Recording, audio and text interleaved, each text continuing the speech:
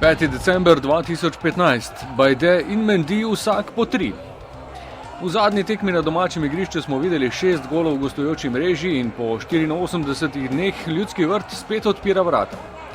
Zimski premor je bil dolg, pripravljalno obdobje pestro. Minilo je v znamenju 7 tednov treningov, odigranih je bilo 10 pripravljalnih tekem. Vse z namenom, da bi vijoličasta četa ustrezno pripravljena dočakala 27. februar in spomladansko premiero v domači Trdnjavi.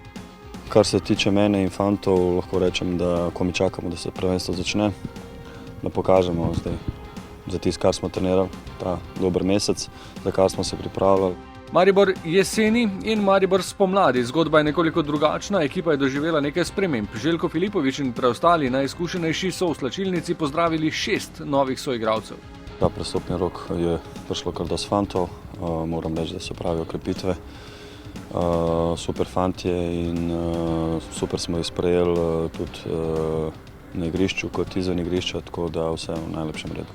S podobno nestrpnostjo kot igralci trenutek, ko bo spet šlo zares, komaj čakajo tudi že navijači. Odziv v predprodaji pove dovolj, bližamo se rekordu. V nevarnosti sta tudi največji številki iz let 1995 in 2002, ko smo imeli ob prvi tekmi v spomladanskem delu sezone na domačem igrišču 7000 oziroma 6500 gledalcev.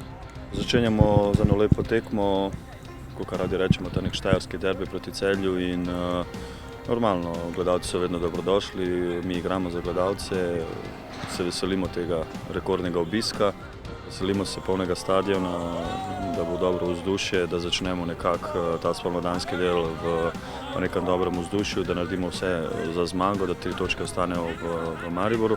O scenariju, ki ne bi bil povezan z vijolično obarvano pomladjo, se v pričakovanju uvodnih 90 minut sploh ne razmišlja. Ekipa je odločena začeti zmago in priti do cilja v maju, ne glede na trenutno izhodišče. Vloga lovcev pri tem ne bo moteča.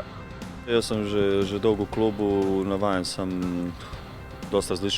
nahajali smo se v dosta različnih situacijah, tudi plus 12-13 točk pa z minusom 3 točk, tako da nam nekako to ne predstavlja nobene obremenitve dodatne. Mi vemo, da moramo zmagovati, vemo, da moramo biti najboljši na igrišču in potem i točke in dobra igra pride samo po sebi. Jaz mislim da še vedno stojim za tem, da je vse odvisno od nas in verjamem, da bomo pravi, da bo ekipa vse naredila, da na koncu se veselimo tega 6. zaporednega naslova. 6. zaporedni bi pomenil skupaj 14. Misija 14. zvezdica je tako pred prvim spomladanskim poglavjem. Na zadnjih treningih se je mreža tresla z različnih položajev. Naj se učinkovita zgodba nadaljuje tudi v soboto. Ljudski vrt, 5 minut pred 5. popoldne, NK Maribor, NK Celje.